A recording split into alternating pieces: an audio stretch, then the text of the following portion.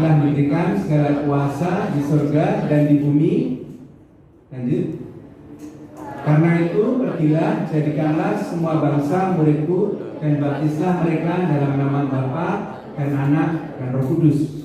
Ini warisan Tuhan yang Tuhan ingin supaya kita lakukan, bukan simpan, bukan diamkan, tapi lakukan. Lakukannya kapan? Yaitu kan mulai dicicil, mulai sekarang kita kerjakan. Caranya apa? Persiapkan hidup kita. Persiapkan hidup kita sampai kita itu nanti kalau ketemu orang siap memberi jawab. Ya kita harus mempertanggungjawabkan. Kita harus mempersiapkan diri, membekali kita dengan dasar-dasar iman, membekali kita dengan fellowship sama Tuhan itu yang nggak akan tergoncang. Kalau kita punya fellowship sama Tuhan, nggak akan tergoncang. Karena kepercayaan yang kita miliki sama Dia itu berdasar fellowship, bukan berdasar logos, bukan berdasar hanya pengetahuan saja. Tapi ya dicicil dari sekarang. Ketaatan harus kita kerjakan dari sekarang.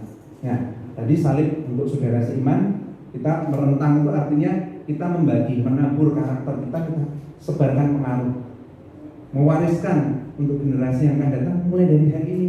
Mereka berdoa bahwa Tuhan, untuk teman-teman yang perempuan, rahimku akan melahirkan generasi yang takut akan Engkau. Yang laki, benihku akan melahirkan keturunan yang dahsyat yang dipakai Tuhan. Mulai doakan sekarang, bukan keturunan yang biasa saja, tapi keturunan yang dipakai Tuhan. Amin. Kita akan memberi pengaruh dan memenangkan jiwa satu persatu, one on one, suatu saat. Amin. Percaya? Kita harus bangun kepercayaan diri kita dari sekarang. Tapi ada juga yang namanya tim. Untuk saudara yang di luar sana, tangan merentang. Ini tangan yang merangkul mereka. Tangan yang merentang itu tangan yang mau untuk kamu itu datang ke mereka. Seperti Tuhan itu datang, bukan Tuhan diam di dalam surga. Tuhan datang sendiri, karena Tuhan punya inisiatif. Mari kita punya inisiatif. Kalau kamu di tengah orang-orang gak percaya, tanganmu ini tangan yang merangkul, menerima mereka. Terima apapun background mereka. Nah, dari semua yang ada itu, tangan kita itu mau gak terima mereka? Atau kita pilih-pilih teman? Atau kamu mulai nyingkirin teman? Nah, kalau kita sudah pilih-pilih teman, ini kita akan jadi berkat kapan? Garis yang ke bawah itu menjadi jalan. Kita jadi jalan buat mereka untuk kenal Yesus. Dari apa? Diskusi kita.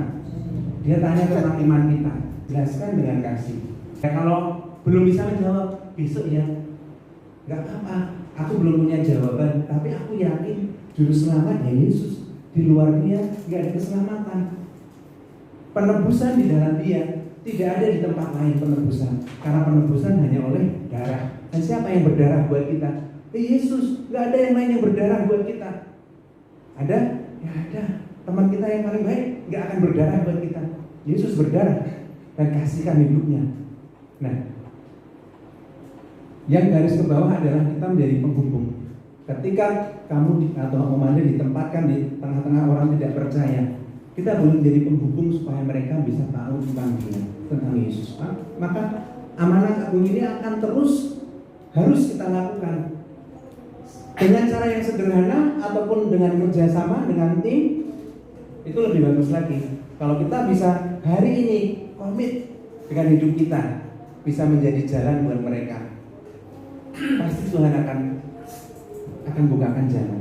Ketika ada keinginan, yang kemarin baca, ketika ada keinginan, di situ Tuhan buka jalan.